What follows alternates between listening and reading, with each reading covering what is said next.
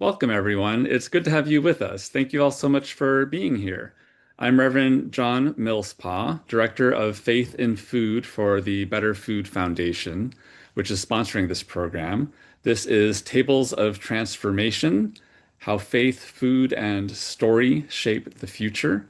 This year's panel was organized by Faith in Food partners, Green Islam, represented today by Zara Abbas, the Center for Jewish Food Ethics, represented today by Rabbi Melissa Hoffman, and Unitarian Universalist Animal Ministry, which I serve as executive director.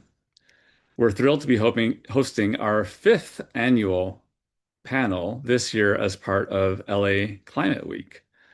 Faith in Food is designed to help people of all backgrounds understand and respond to some of the food system's impacts on people, other animals, and the planet. We offer these intercultural and interreligious conversations in part because learning about and from different traditions is a powerful act of connecting.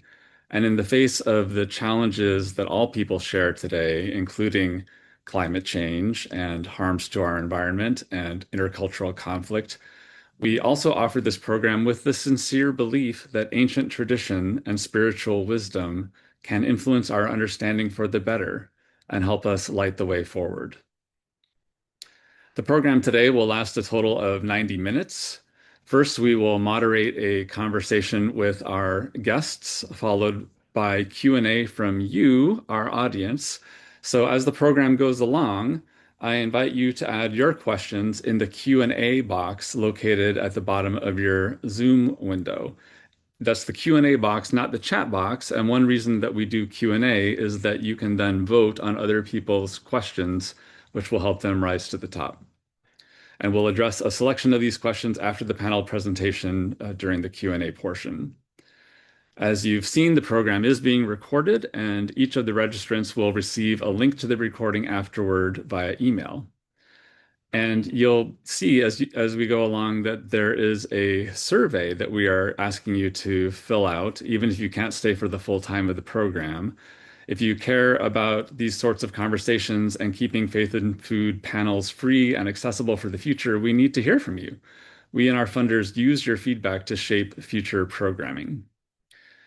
We're grateful today for the ASL interpreting services of Maggie Asqueros and Mara Bassani Santa Maria. Thank you so much for your introductions in the chat.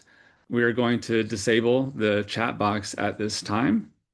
And now to welcome our panel of experts, I will turn it over to my colleague, Rabbi Melissa Hoffman. Thank you so much, John. And hi, everyone. I'm Rabbi Melissa Hoffman from Center for Jewish Food Ethics. Welcome to our panelists. I'd like to invite you all to introduce yourselves briefly, starting with Imam Talha Taskinsoy, followed by Dr. Jenna St. David, and followed then by Reverend Dr. Jamall Calloway. Please each take about a minute to introduce yourselves in that order. Oh, only a minute. Okay. Hello, everyone. Assalamu alaikum. From Germany. So I have to say good evening. I'm Talha Tashkinsoy. I was born here in Germany. I'm in the third generation. My parents are from Turkey.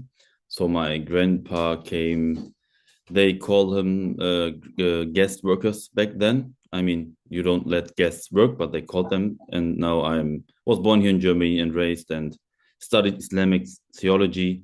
And now I'm working as an imam and I'm talking mainly about animal ethics in Islam, and live now for 7 years vegan. And you will hear more about it, how it happened. Was under a minute. That was great. Thank you. Hi, everyone. Thank you, Rabbi Hoffman, and gosh, Sarah and John and everyone for sparking this conversation. It's exactly the kind of space the world needs right now. I'm Jenna St. David. I'm a licensed counselor and therapist and a nonviolence researcher and a neuroscience researcher. I'm located in Austin, Texas. And one of the questions that my research has led me to that I just can't seem to put down is this question of when we wish to reach for nonviolent solutions, how do we make that possible neurobiologically for us? And so I write about this on a Substack called the Nonviolence Lab, and I work with clients and activists, and I'm really honored to be part of this conversation with these colleagues that I deeply, deeply respect. I'm excited for today. Thank you. Good afternoon, everyone from Washington, D.C. My name is Jamall Calloway.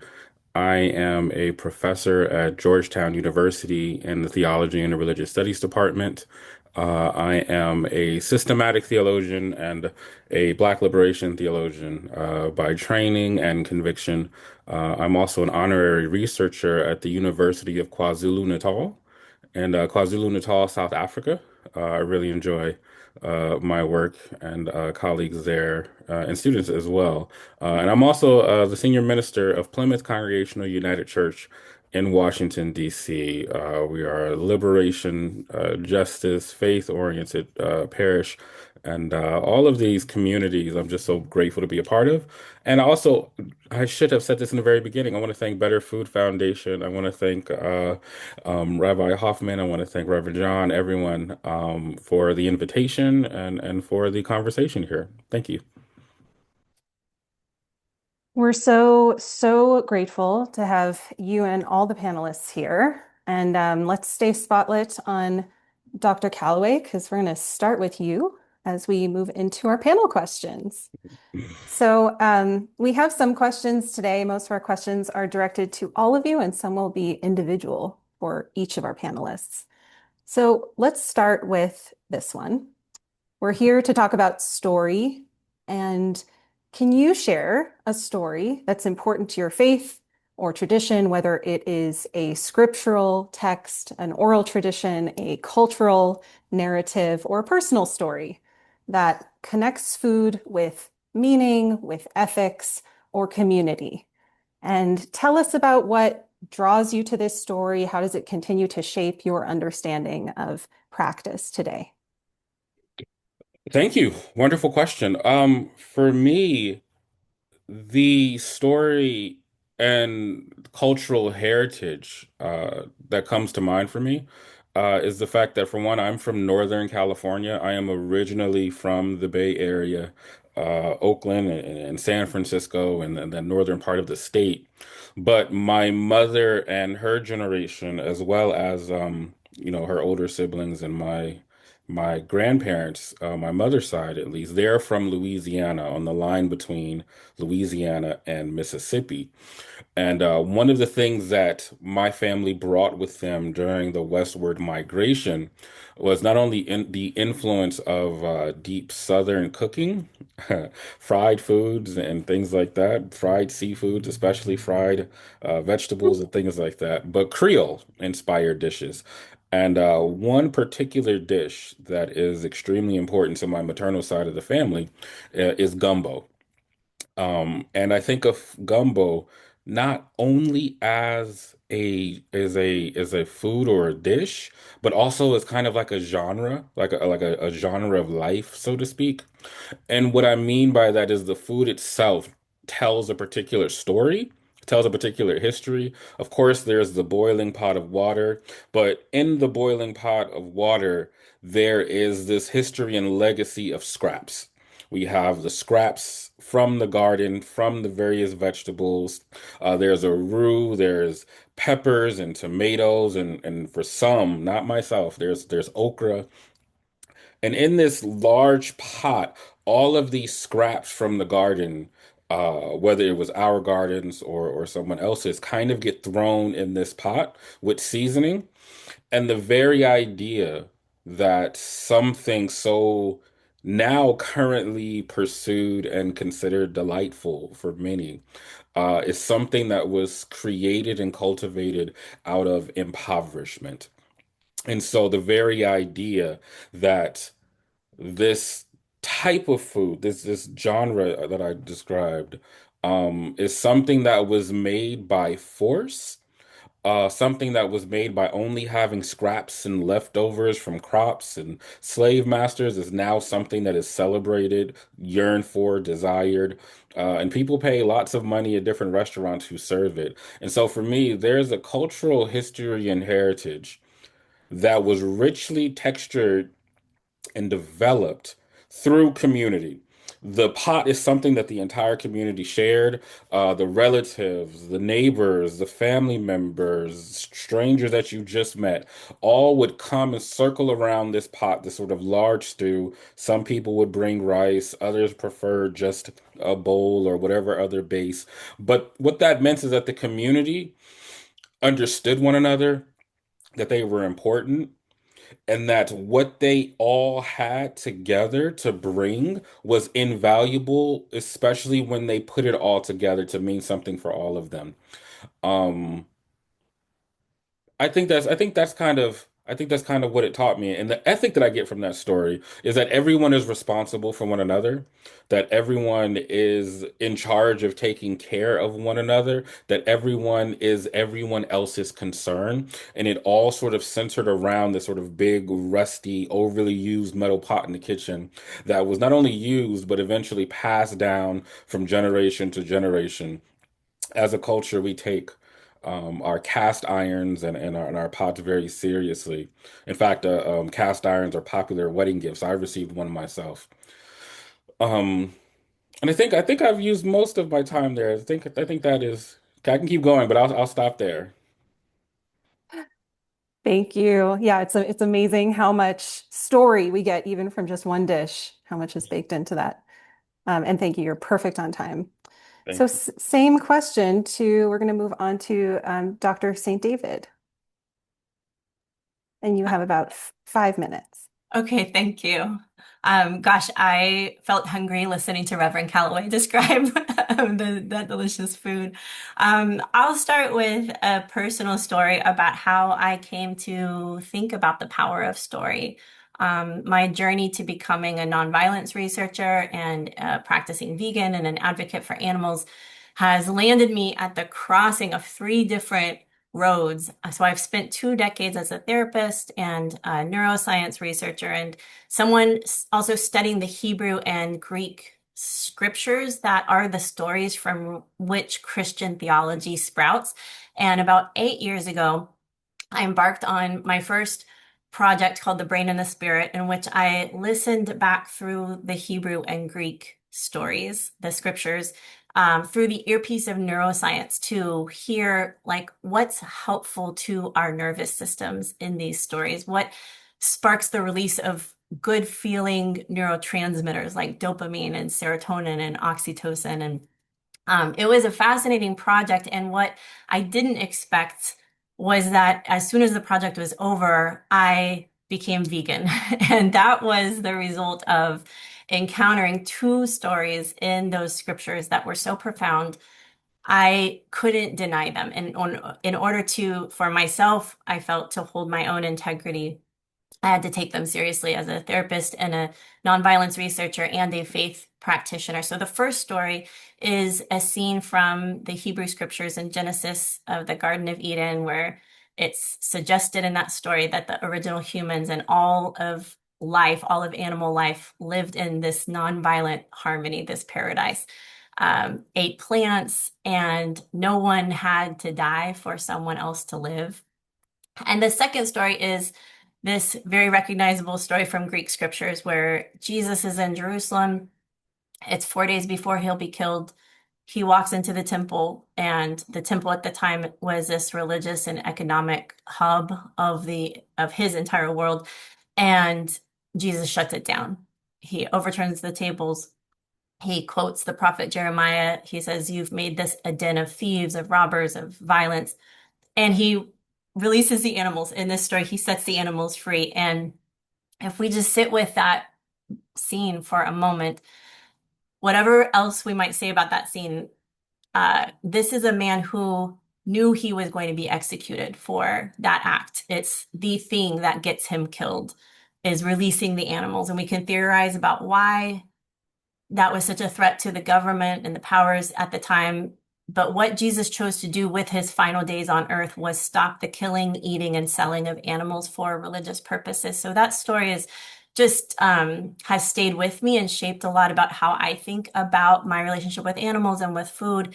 And Jesus says in that story, go learn what this means. I desire mercy, not sacrifice. So as someone who studies the brain, I find that fascinating. Neuroscience suggests that mercy is not just a feeling, it's a practice. It's something we either practice or we don't.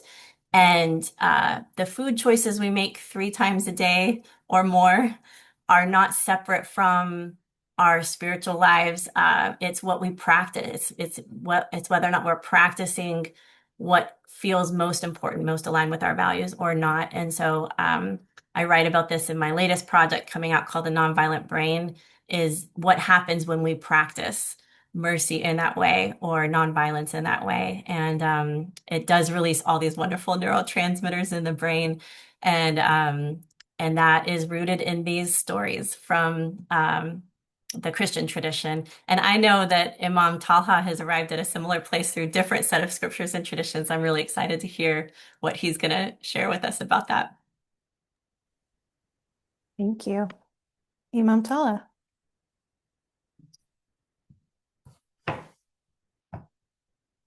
So thank you so much. Listening to you both inspired me to add something else, but I will try to be on my part. So I also don't have a special food, but I'm hungry now, thanks to Brother Jamall. And I can also add what Jenna said, how my story started.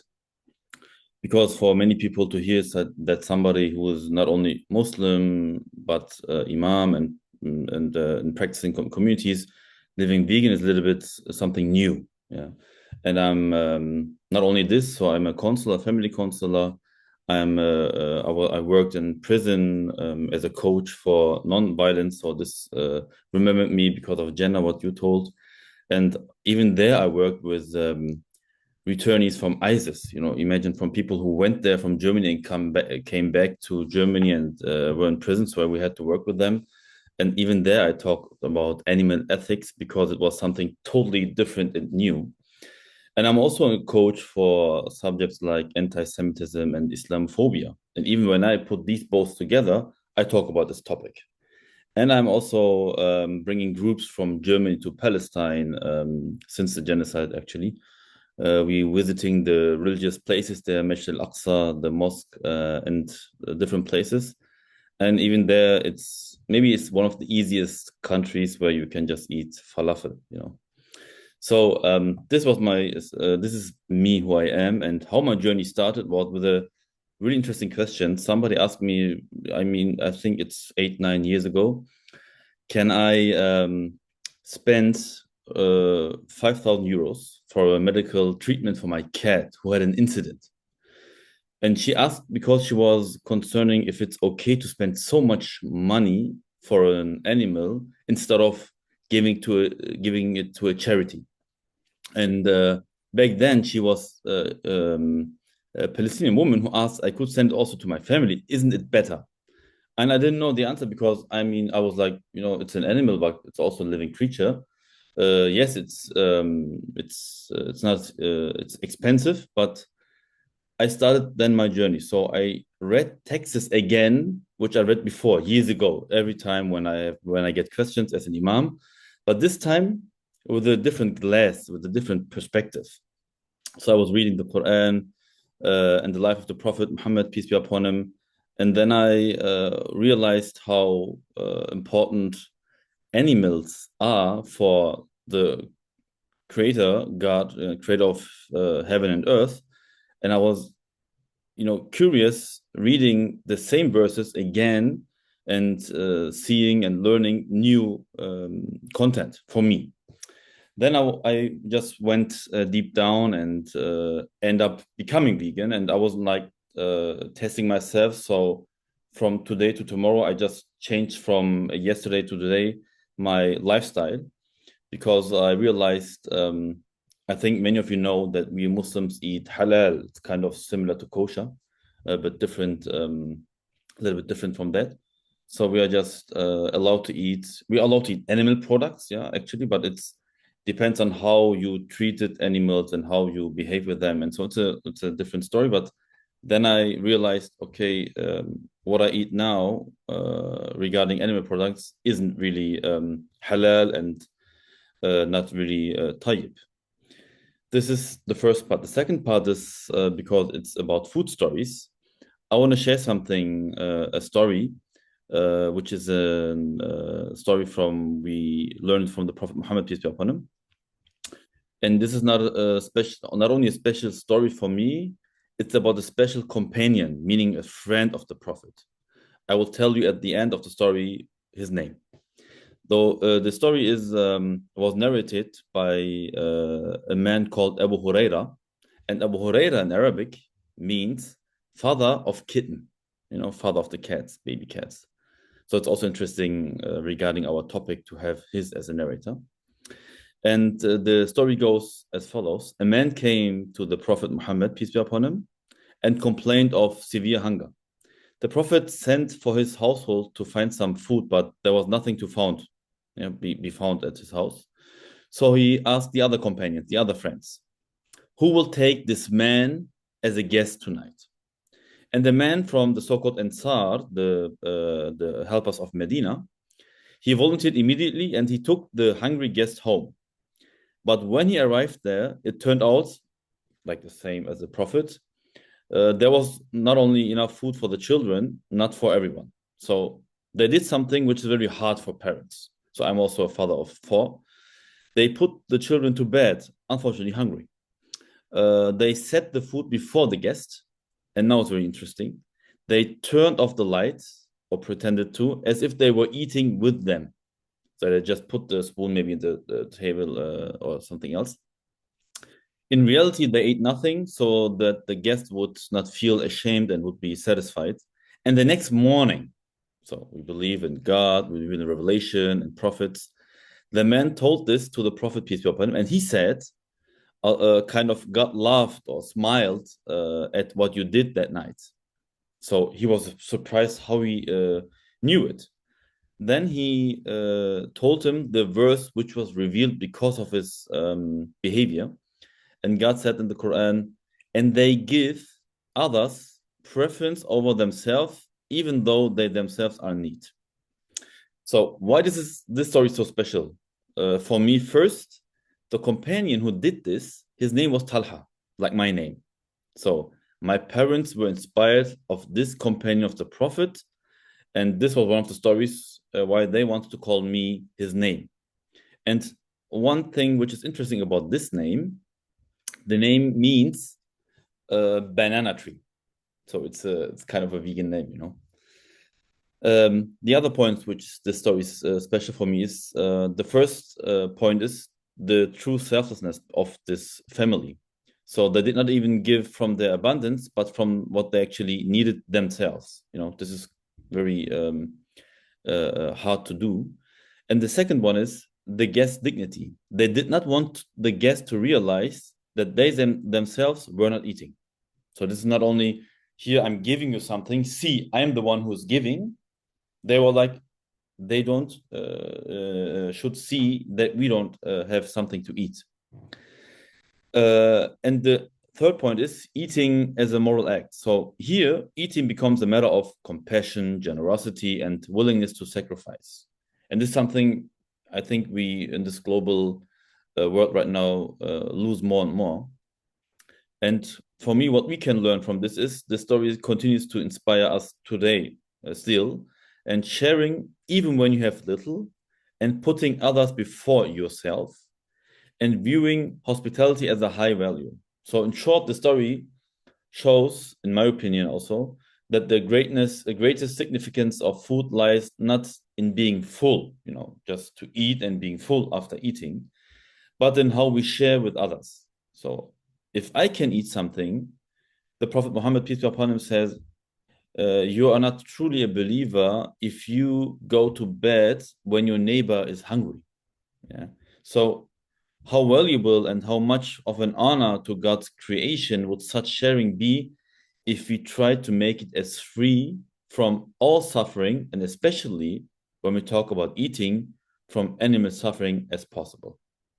So this is the first story I wanted to share with you, and thank you for your listening. Thank you all.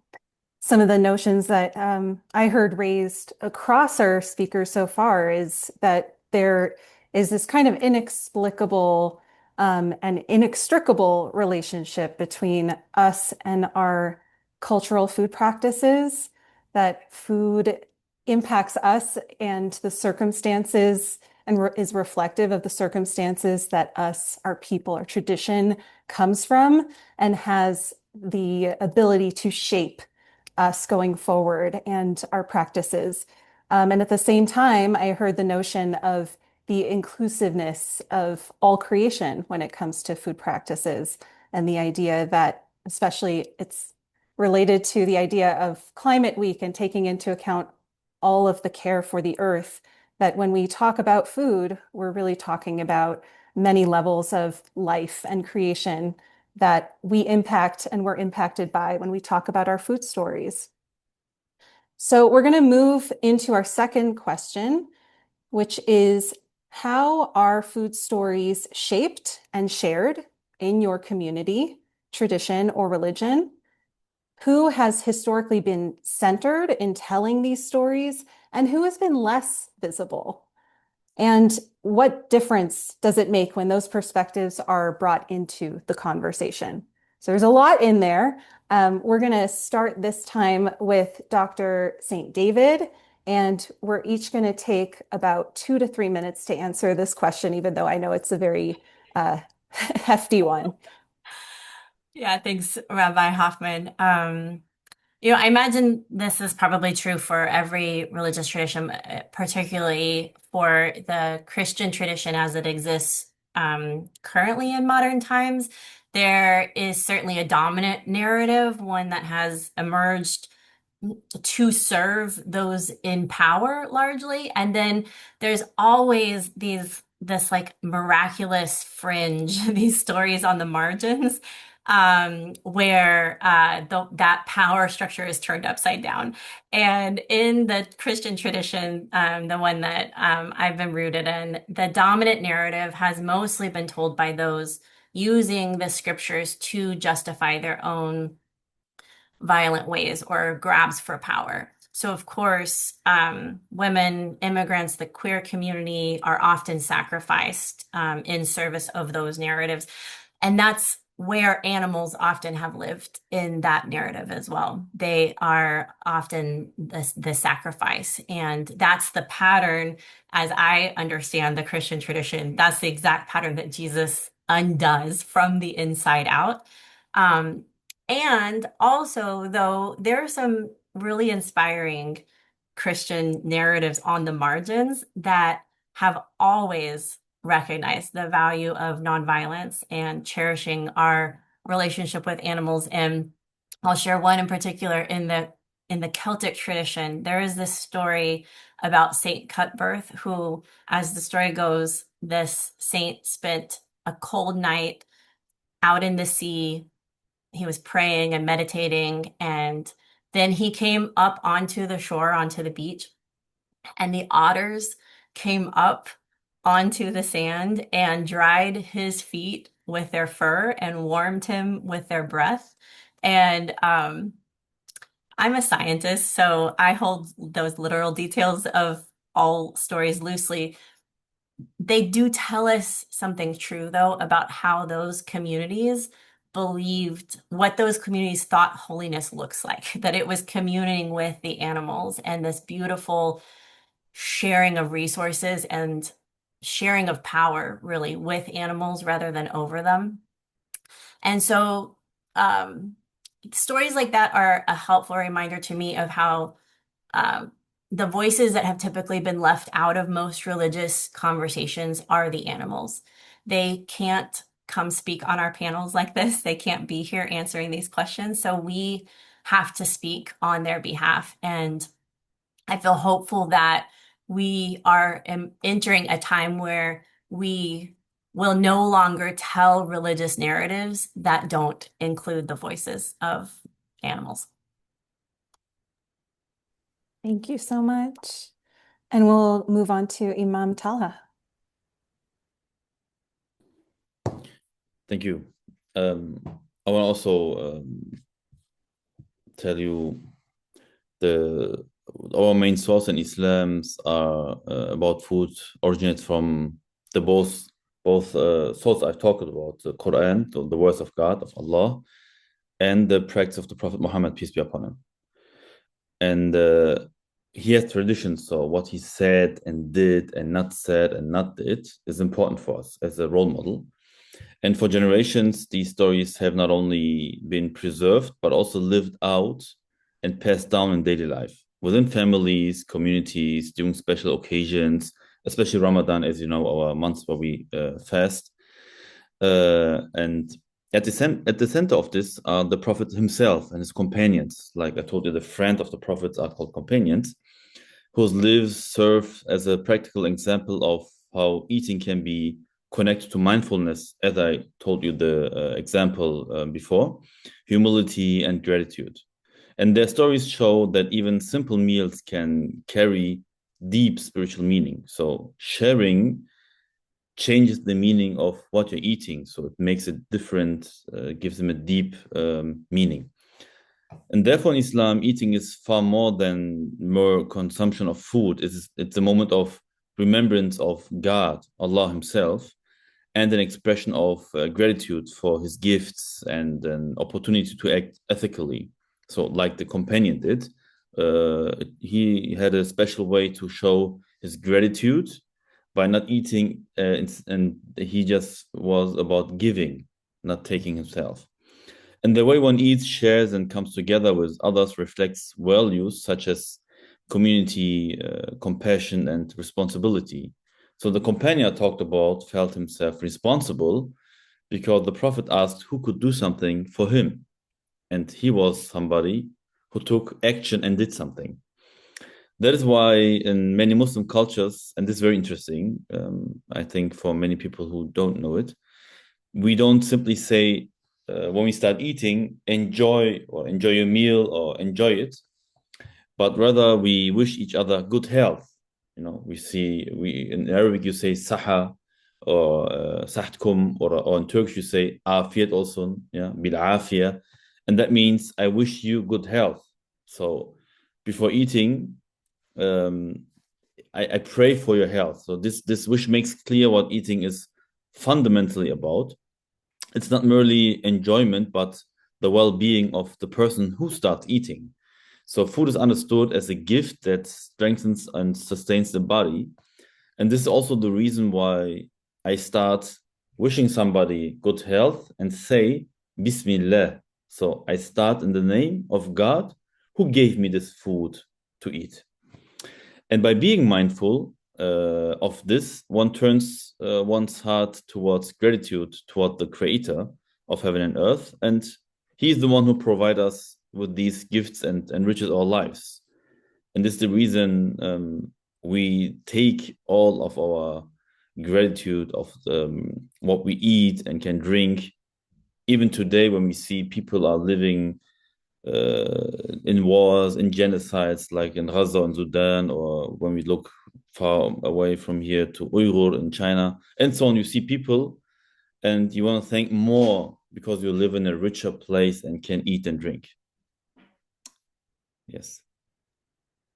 Thank you so much. It feels very resonant, I think, for many in spiritual spaces to think about the transformative power of both sanctifying food, of kind of attributing gratitude to the food that we eat, and also, like you said, Imam Talha, the just transformative nature of sharing food, which has the power to change the nature of eating itself. And we'll move now to Reverend Dr. Calloway. Same question. Absolutely. And tethered to that is this following everything even Rabbi Hoffman just outlined about what Iman Tulsa just said, is this notion that the person in charge of cooking is also going through some sort of, I wouldn't say sanctification necessarily, but there is a gravitas to what they're doing. And so what comes up for me is something that used to be much more culturally important, was Sunday dinners. I know it's very familiar. It's a very familiar ritual that African American culture has definitely developed, not as a significant or as present today, but I think about that. And the reason I think about that is because it also included a bit, connecting to something Dr. St. David said, which is there was a sort of paradox or an inversion of what was normally considered powerful. And so we often think of the kitchen as the place where women are sequestered or kind of like hidden and thrown to.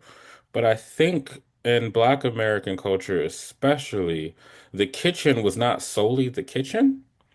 And what I mean by that is that I think Jada Pinkett Smith uses this sort of the aura of the red table to kind of gesture towards this as well, where the kitchen was also a place of communal memory, ritual upkeep, sacred cultivation and exchange. And so Sunday dinner was not just about, it centered food, but the food was an avenue. The food was a gateway. The food was a conduit through which the culture and the tradition were constantly being reformed, shaped, and passed down.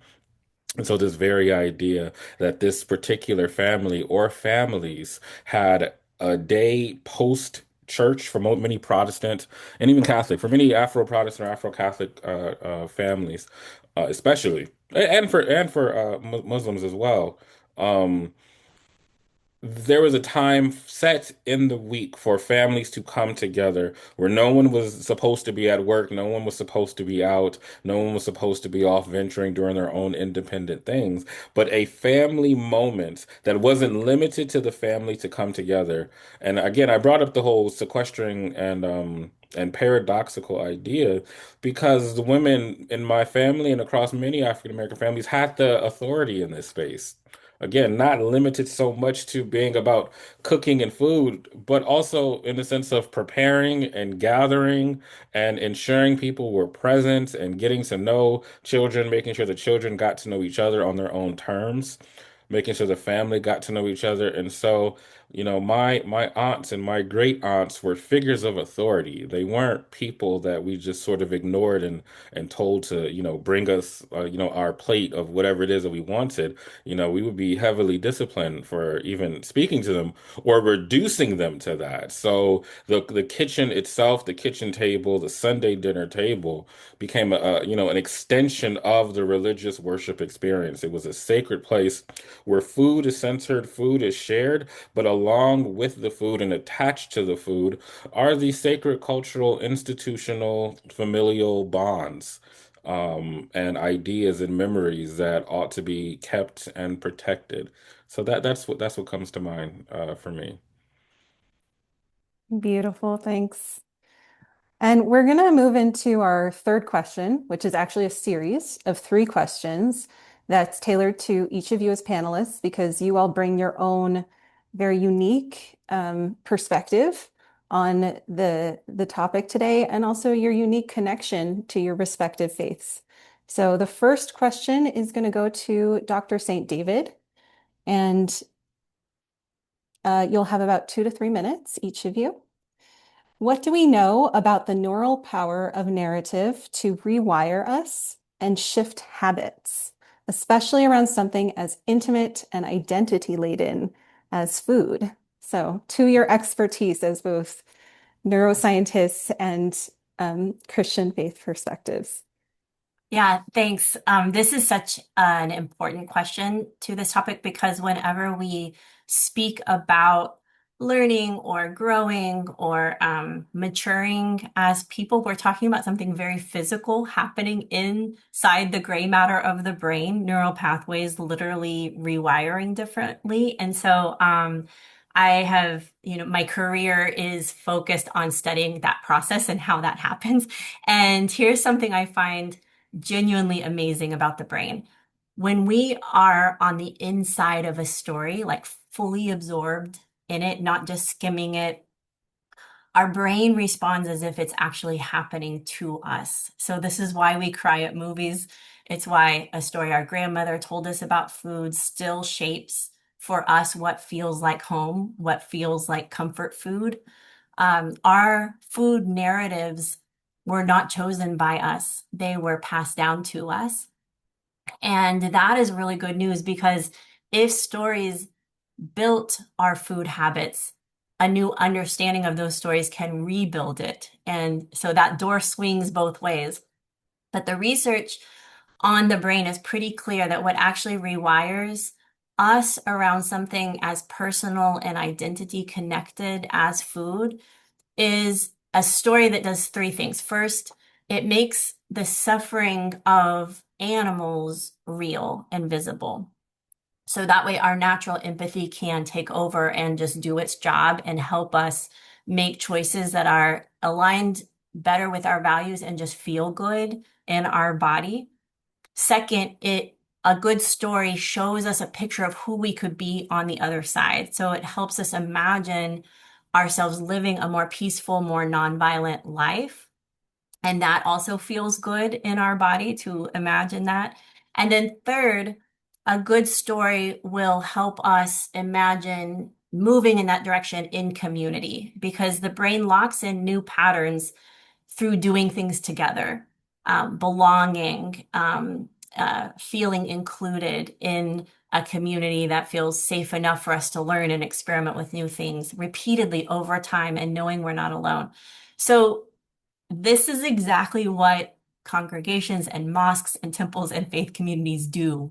We tell stories, we enact rituals, we gather, we break bread together. And faith communities, honestly, may be one of the most powerful places on earth for that kind of transformation. They're places where we tell and contemplate and meditate on the nonviolent, topsy-turvy, miraculous stories that our own scriptures have always been trying to tell.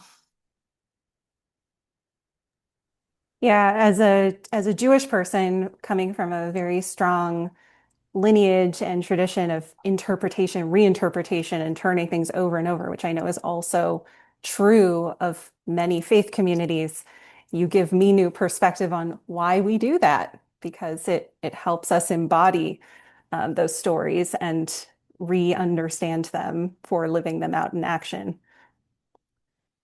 Thank you, Dr. St. David. The next question is for Imam Talha.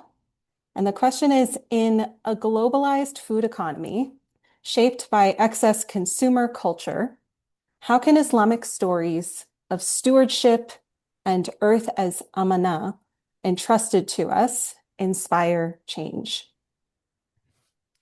Before I start, dear Rabbi Melissa, what you just told is the really same reason why I love podiums like this, to be with other religious perspectives. So when people listen, and even when I'm just listening to you, I can see the same perspective sometimes, but from a different part of scriptures or sources, and this is very interesting. So to have a Jewish, Christian, and Islam perspective, even other possible perspectives. So coming to the question, there's a saying, in good questions, the answer is already in it. So the narratives, the Islamic narratives about our responsibility for the earth, as you told us, is as amana, is a trust entrusted by Allah.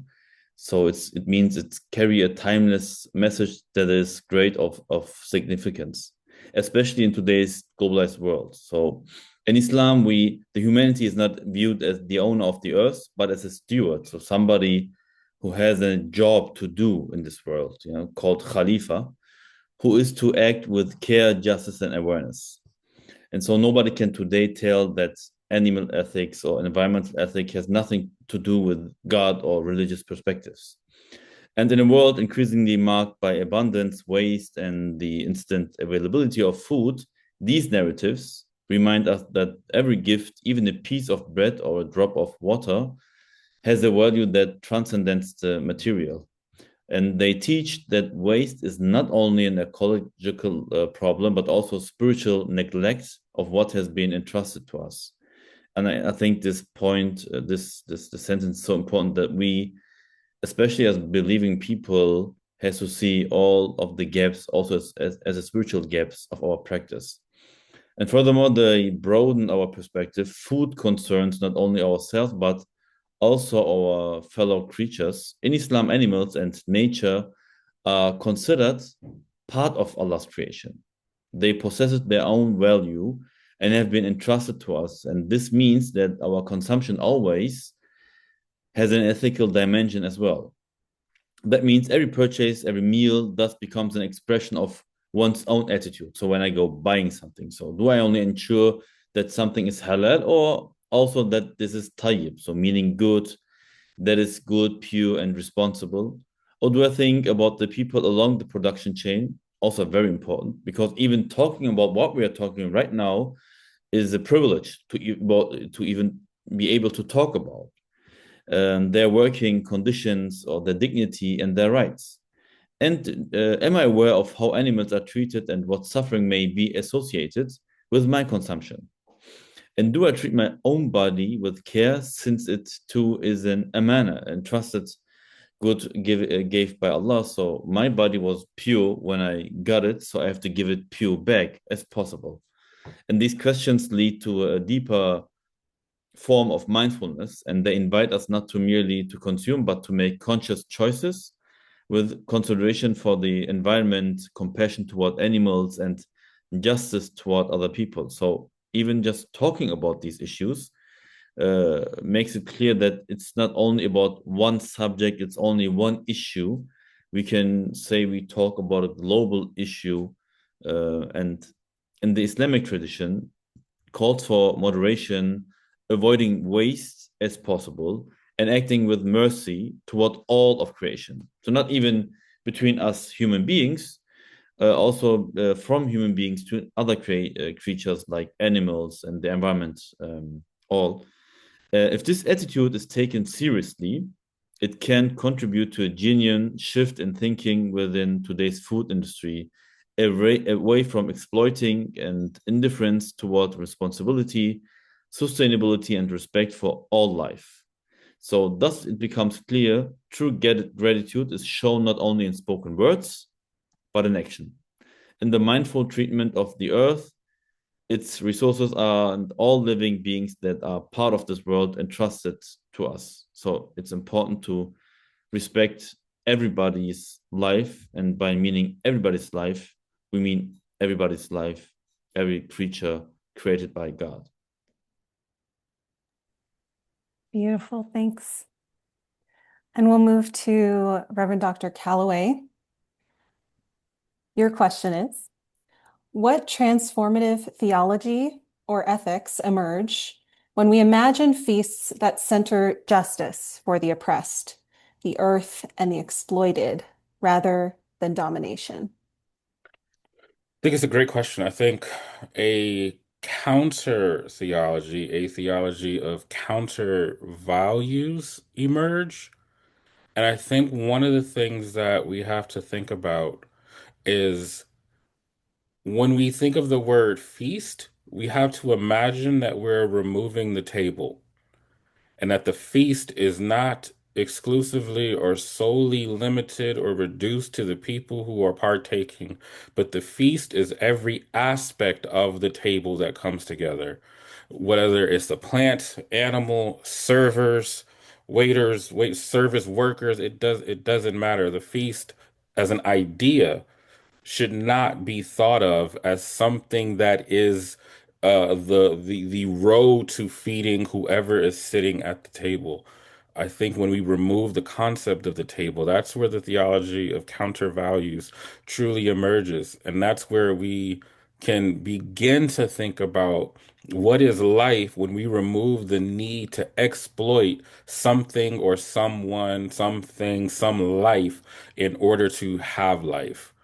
Um, Black theology is often understood to be about racial justice, but it's also so much more.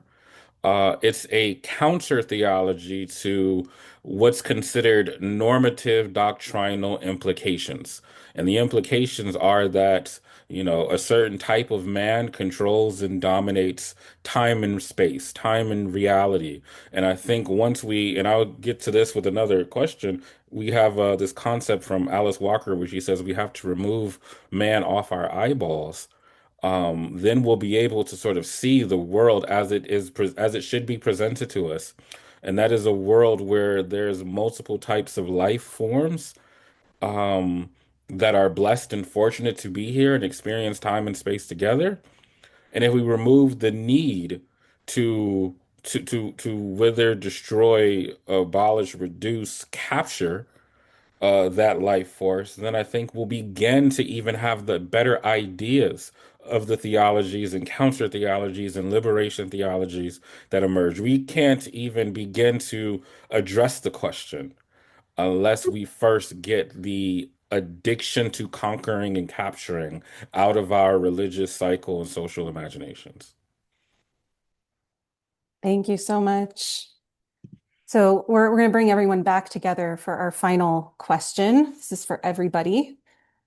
What gaps in our collective imagination do you notice? I think someone already spoke to kind of like the blind spots, the gaps that we need to fill. What food stories do you think might inspire our communities right now to respond to inequality or ecological collapse with sustained commitment and courage? And you can speak to, the broader multi-interfaith community, or you can speak to your respective communities here. But we'll start with Imam Talha. Thank you. When I look at our collective imagination today, like I told before, one gap stands out above all else, in my opinion. And in many ways, we have forgotten how to view food as something sacred and entrusted to us.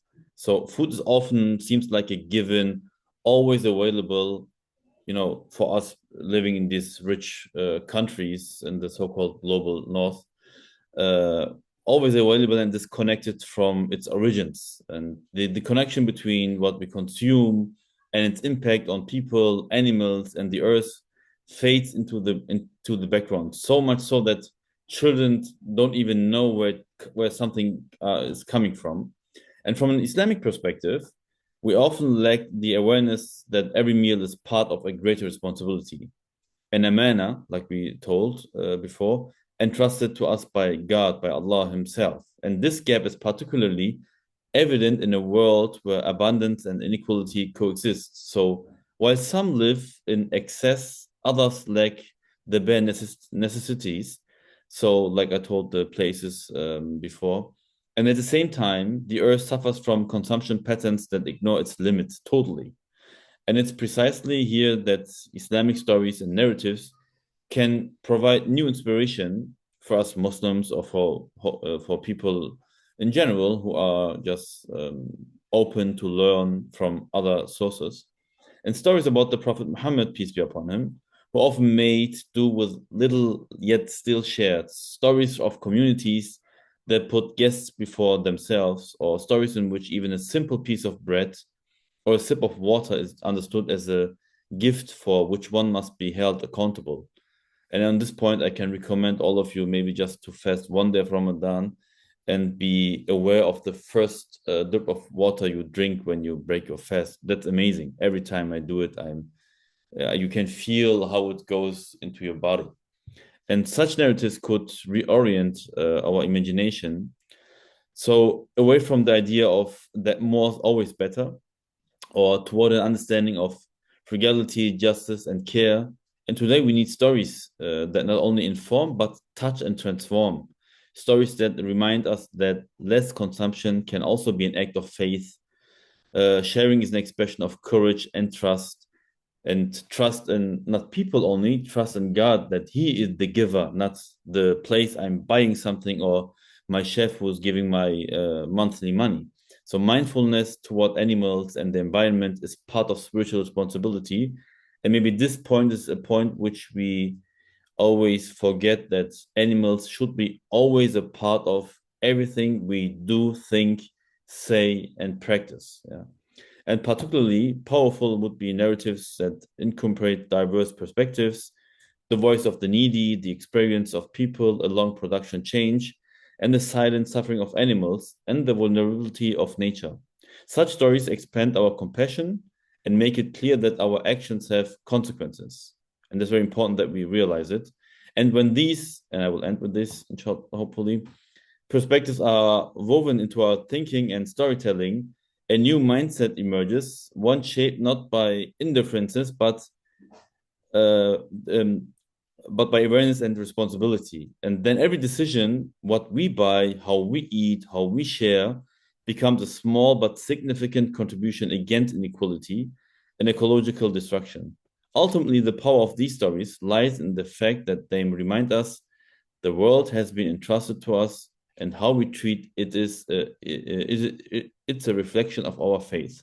And I will end with the saying of the Prophet Muhammad, peace be upon him, which maybe if you just remind one sentence from my part, this should be this one. He said, "No one who has an atom's weight of pride, so arrogance, in his heart will enter paradise." And I understand this towards people, towards animals, towards my environment, towards everything which was created by God. So again, he said, no one who has an atom's weight of pride, arrogance in his heart will enter paradise. Thank you. Thank you so much. And we'll move on to Reverend Dr. Calloway. Yeah, I I think right now we're going through a terrible reversion of maybe some progress. So I think the gaps at the moment are only being extended. And so, yeah, I see some terrible gaps. I was telling a friend earlier, I don't know if it's just some of the somewhat progressive or liberal nature of California. But when I was at the University of San Diego as a faculty member, there was this announcement that unless someone requested dairy milk, all milk would assume to be almond or oat milk. And so there, I was feeling like, okay, we're headed in, a different direction, and it was a good thing. Um, but now, there's so many gaps that I think across the board that are being constantly extended. Uh, but a story that comes to mind for me that was really powerful was actually a short story written by Alice Walker. It is entitled "Am I Blue?" And in this short story, she talks about that she had this horse, uh, and this horse named Blue meant a lot to her. She would kind of stare in the horse's eyes, and she sensed that there was more to the horse than maybe she was exposed to or thought about. Like a horse was just a horse. And she looked in the horse's eyes and said, "Well, maybe a horse is more. Like maybe the animal is more." There's this connection that she didn't quite understand. And then they brought um, Blue a mare to breed with, and she saw Blue constantly jumping around, and she sensed this joy, this sort of paramount joy that he was experiencing. And after the mare became pregnant, they took the mare and what do you call a baby horse? Oh my gosh, I almost said cubs. That's probably not the right word. Bull? There you go. Away. I was like Cubs. I was like, that's not the right. That's not. No, that is not the right term. And she saw Blue sad. She was like, he's depressed. And she formed and cultivated this relationship with what she described as this new emerging sentience that she didn't know that he possessed. She wasn't taught that he possessed. And it caused her to be depressed to look at him. And one day she said she was sitting, and the story is the way that it ends is she was sitting somewhere and she took a bite of a cheeseburger and she started chewing. She stopped and then she spit it out and hasn't eaten an animal product since. And that was always resonant and very, very powerful to me. That was one of my first times being exposed to this historical connection in terms of Black history and animals, where an animal's status as property became a metaphorical link in Black American history. Was a famous, more recent as a couple years, maybe 6, 7 years ago, was this book entitled "Being Property Once Myself," written by Joshua Bennett. And that line, the title of the poem, "Being Property Once Myself," is a line from a Lucille Clifton poem entitled "Won't You Celebrate with Me?" And in it she says, "Won't you being property once myself," and then she makes her assertions in the poem. And there are numerous relationships between African American history, letters, and animals. Frederick Douglass writes about a horse that he sort of sympathizes with as slaves in his time, and looking at how they're treated the same way in terms of chattel slavery. And so that sort of comes to mind to me in terms of stories that also help inspire, but also reflect and think about the sort of gap that we're in. Thank you. Dr. St. David. Gosh, Reverend Calloway, that story from Alice Walker was just really powerful. Thank you for sharing that. The gap that I keep noticing is this. When I was sitting in faith communities and prior to eating vegan, I held the values that would have pointed me towards not eating animals. And but I had not made the connection yet. And I think that is true for so many folks sitting in faith communities that already hold the values that would point them towards nonviolence and not eating animals. They believe in compassion. They believe in caring for creation. They believe in standing with those who are suffering. They love animals.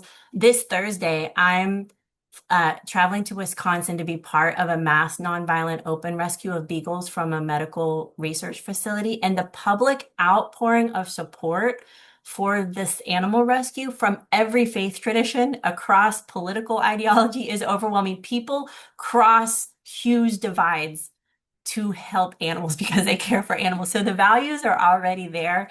And I think what was missing for me for so long, was an understanding of the faith story of nonviolence that connects those values to our dinner plate. And so it's perhaps maybe more of an imagination gap than a values gap. It's not seeing how the story relates. And I think telling the story from the perspective of the animals, as my colleagues have talked about today, is what will help close the gap. So I'll end with this.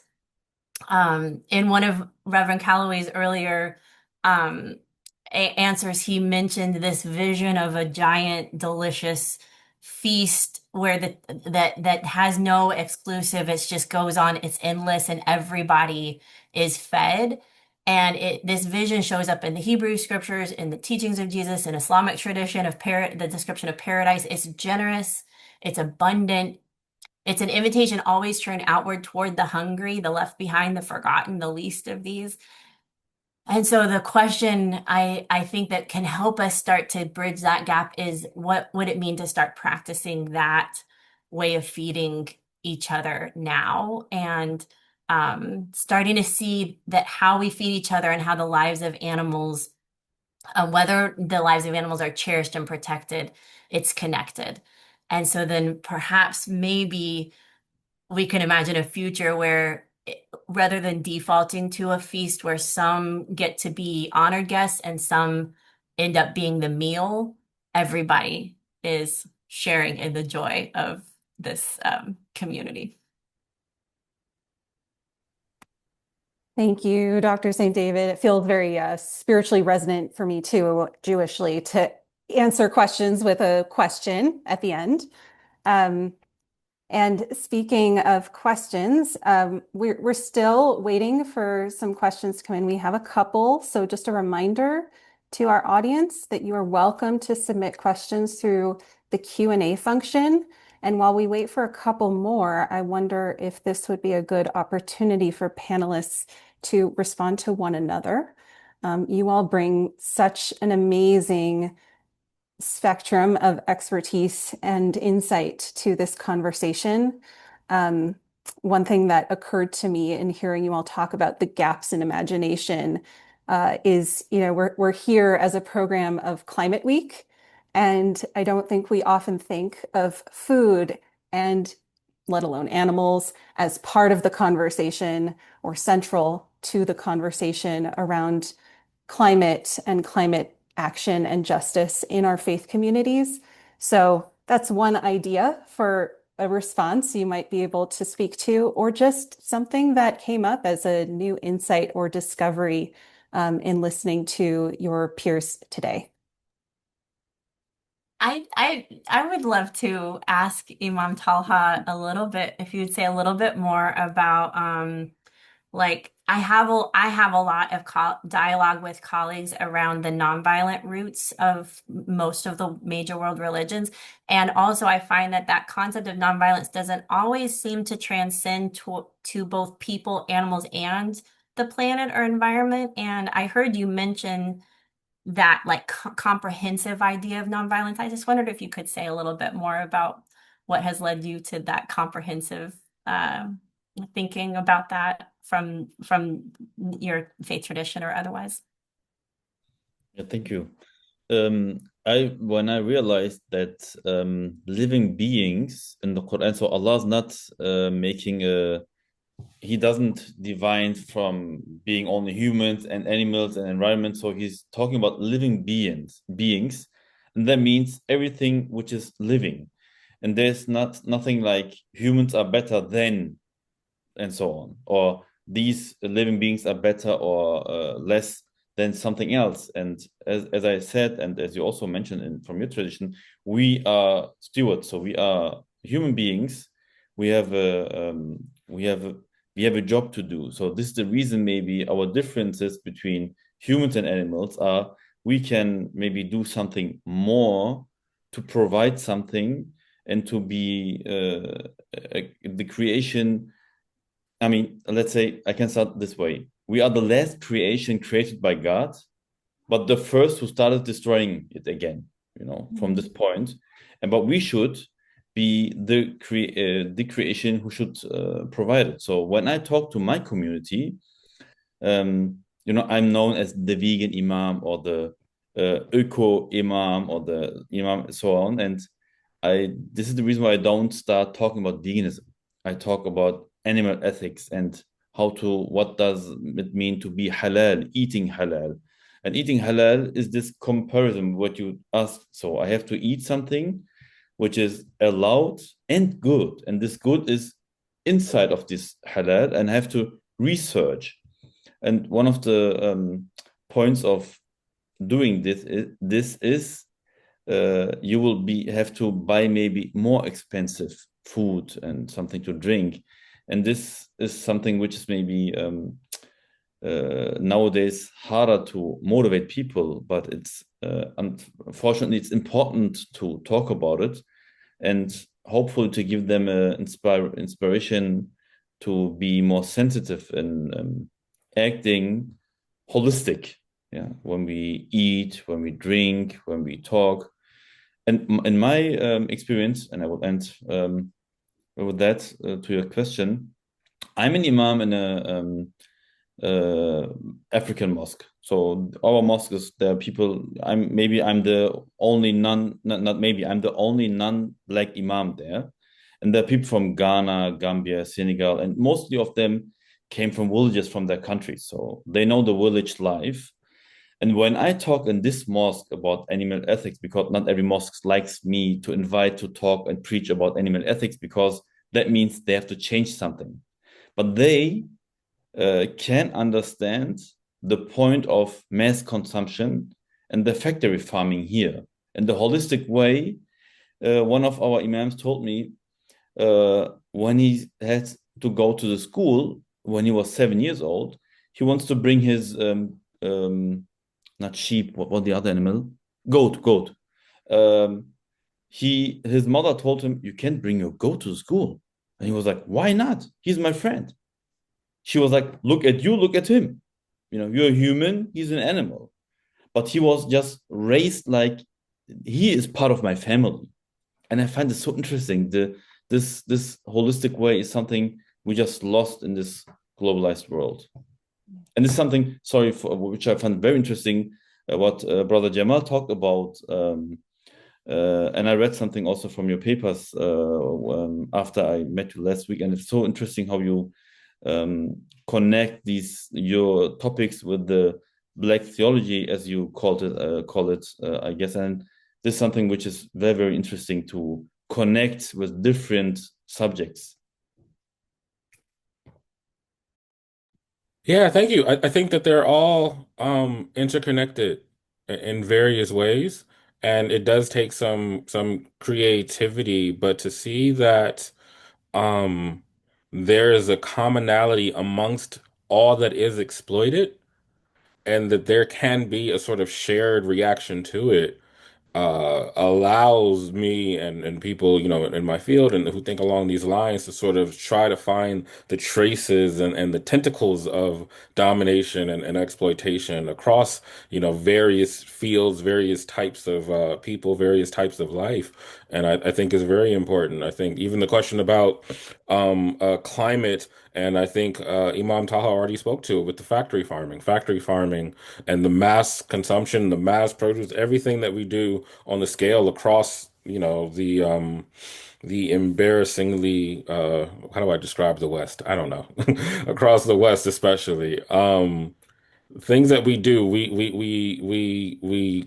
despite we cut our nose to spite our face with our daily ethic of life itself. And so that's one way to even think about even mentioning climate issues in relation to animals and factories and our grocery stores. Our grocery stores are also out of control and along similar veins. Thank you so much to our panelists. I'll cut you off there because it seems that we've had enough time for questions to percolate among the audience, and I would love to turn it over to my colleague Zara to lead our audience Q&A. Thank you so much for sharing your stories and your insights. Thank you, Melissa. It is truly such an honor to be in this forum with you all. This has been such a fantastic conversation and so enlightening. We do have quite a few questions and 15 minutes left, so I'm going to ask the panelists to please keep their answers brief if possible, just so we can get through them all. Dr. Christina Nellist asks, can the panel please give their opinions on this question? If we know the animal suffering and environmental damage involved in the animal-based diet and then continue to consume this diet, can we describe this as an example of sin?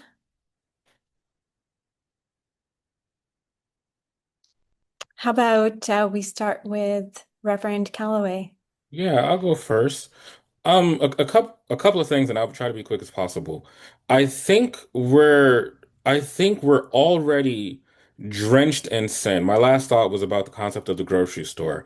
Once we walk into the grocery store, we're already complicit in mass factory in regards to the damage and killing of animals, the what we do to plants when we're trying to just take and sell them at mass produce.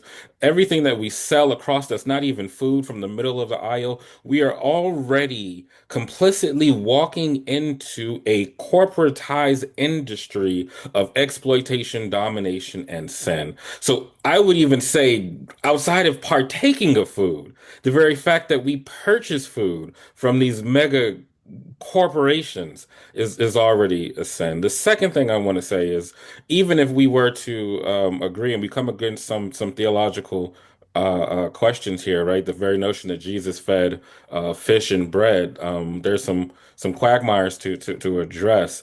If one were to say lying is a sin, um, does that compel someone to stop lying, right? So that's sorry, my camera's doing some funny zooming things. So I think even if I were to say yes, I'm wondering if framing it in those terms is compelling or convincing. That's what comes to mind for me. To say yes, if I were to tell my congregation or fellow church community members that eating animals is a sin, am I encouraging the desire to stop? Or am I framing another sin for them to apologize for in the process of just living life? Thank you for that answer. Dr. Jenna St. David, what do you think? Yeah, well, when I was thinking about the word sin from the Greek scriptures, the way that that word um, it bubbled up from the concept of archery, like there being this target we're trying to hit, which is already kind of a violent image of like throwing a dart at a target.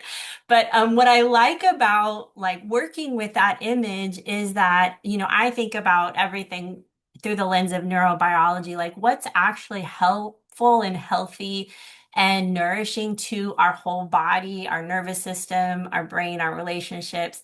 And we do know so much about that now. And the really amazing news about that is that the target is actually so wide. Like we can do a lot of things that are so good and healthy and nourishing to our body.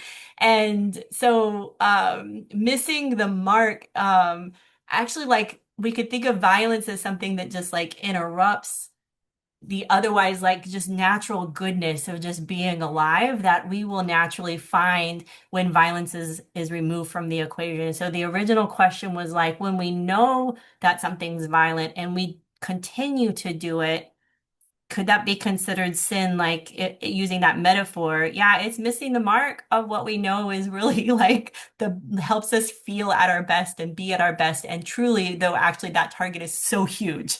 Like we just can remove this one little thing, and then like there is abundance of goodness to be experienced.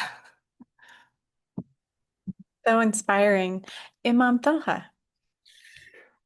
I love to be always the last one when there's a question because my brother Jamal started with an excellent question. I could tell the same as from Islamic perspective. So I will just show it's not always this is Jewish, this is Christian, this is Islamic. Sometimes it's just the same. So I just want to add a different perspective.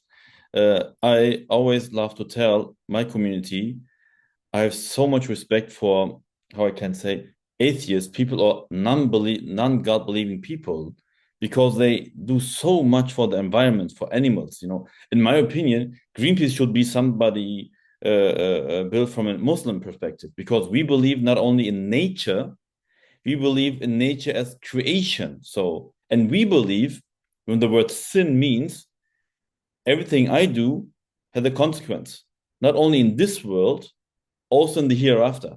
So what I do can be a reason for being part of the heaven or the hell. And this is something which should make us in God believing people being more motivated, being more inspired to do more than people who don't believe in the hereafter. This is something which I find so important to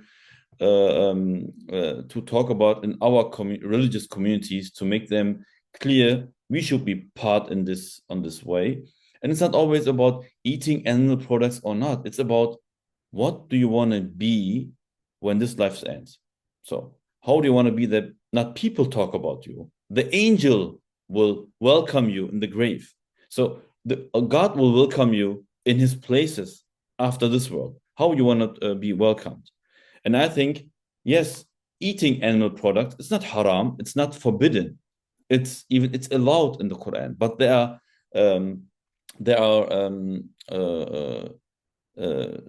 when you want to eat something, you have to look up what this product is about. You know, is it halal? How was it treated? How was it? You know, and so on and so on. So I have to look how it's spent the time before I start eating.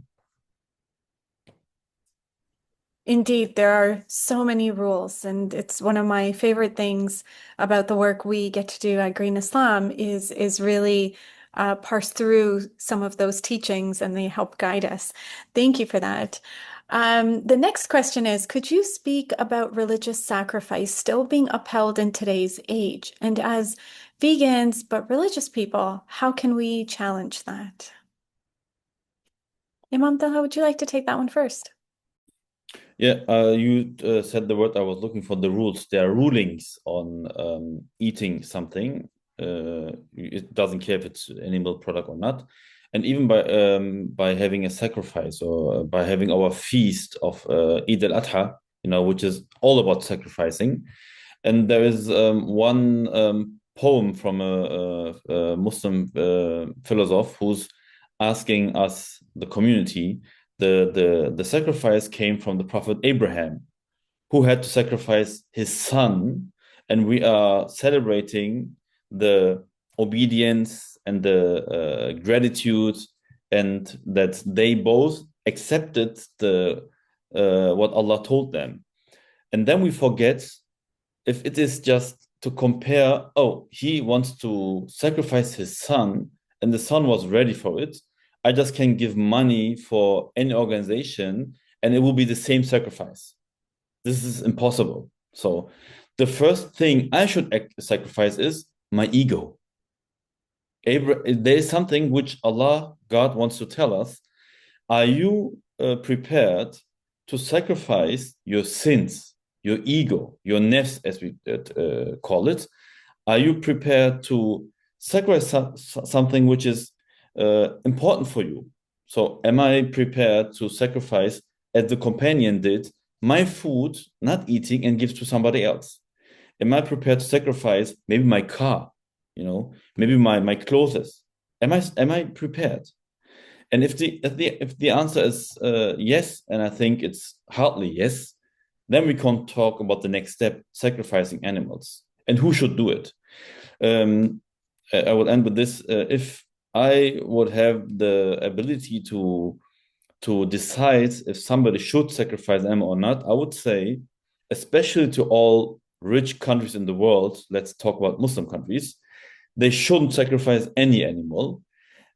If you want to follow the rulings, then spend the money to countries where they have no food at all, so they can sacrifice in their village with the utmost ethical way if they want an animal or something else. Yes, there is a ruling sacrificing, but you have to look deeper in these rulings without saying it's not important or the time changed, the ruling has changed. You have always to look deeper in these rulings. Fantastic. Thank you for that.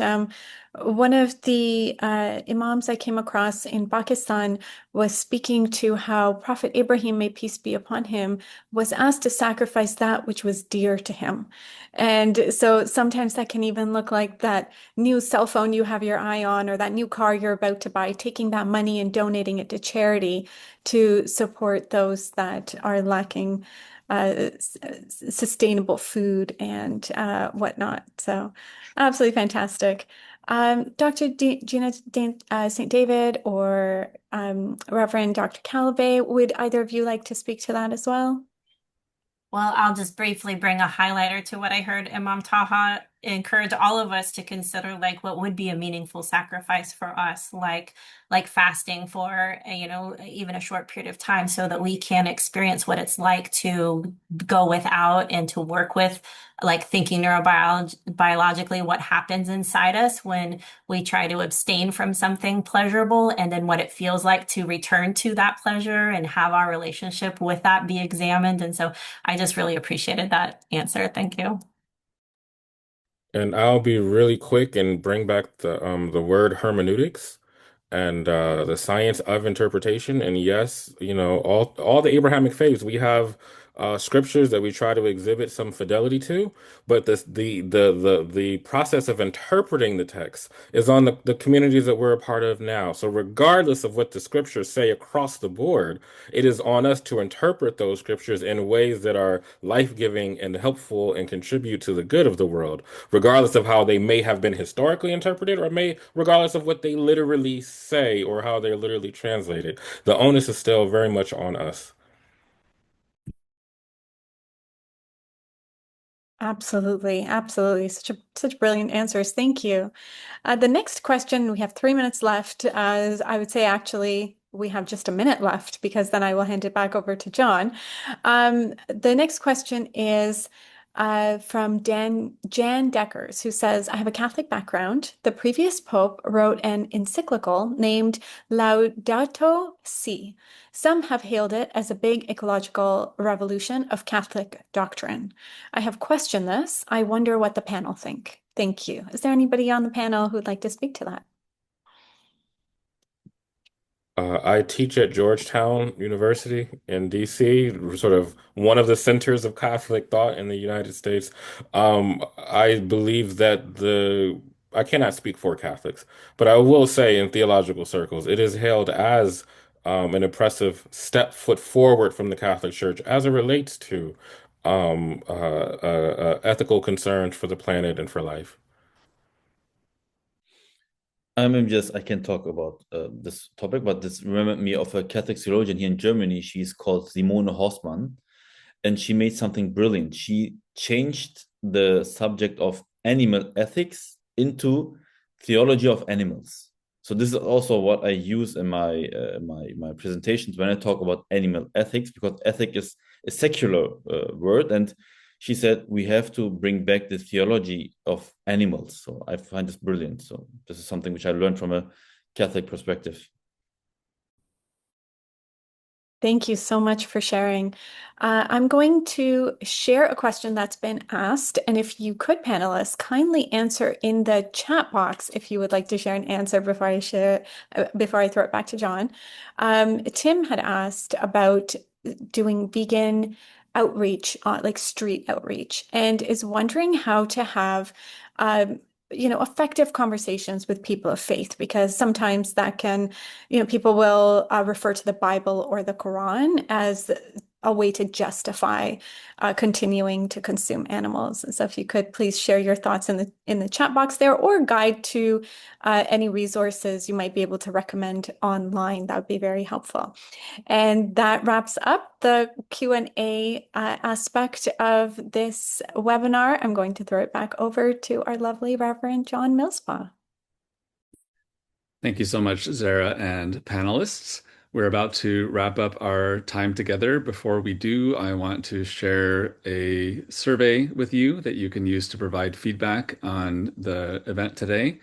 As a reminder, your feedback is crucial for keeping this program going for the future. We would love to hear your perspective.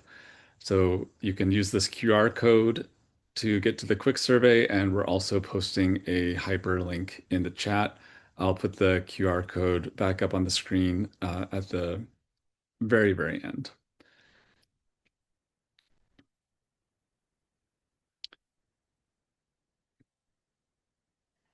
Sorry, I have navigated away from Zoom to put up the QR code, and I'm having some trouble getting back.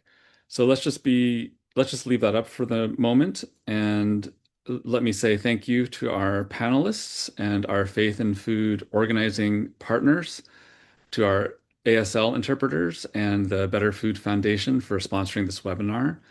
And finally, and importantly, thank you to all of you for being here.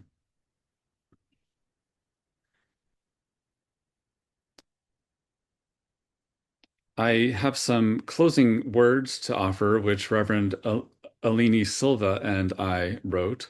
So whether or not you pray or meditate in your own practice or just sit, as our time comes together, as our time together comes toward the end, I invite you, if you are willing, to get comfortable, to close your eyes or let your gaze grow soft, or refocus on the hands of the interpreter, to feel gravity connecting your body to this earth, and to enter now that space of silence and honesty that is known by many names. May the spirit of all life, name beyond all names, love eternal, show us how to be channels of compassion for all creatures on earth. Today, inspired by these leaders, we seek to begin again in love, hope, and faith. There may have been times past that we have seen this world's urgent and powerful afflictions and told ourselves the problems were too big for us to play any role in addressing.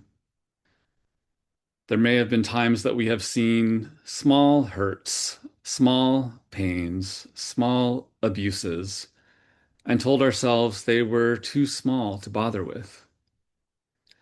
Times we have focused only on others' problems and refrained from asking others for help with our own troubles, as if we were not ourselves beings of inherent dignity and worth. Today, may we begin again in love, hope, and in faith. May we go forth recognizing the interdependence of all and work as individuals and as larger communities to realize a more just and resilient world. May the source of every good increase our wisdom and bless our works of mercy and kindness throughout our common home. May it be so. Shalom, salam, namaste, blessed be. Amen. Thank you so much for participating today and for filling out the survey. Go in peace.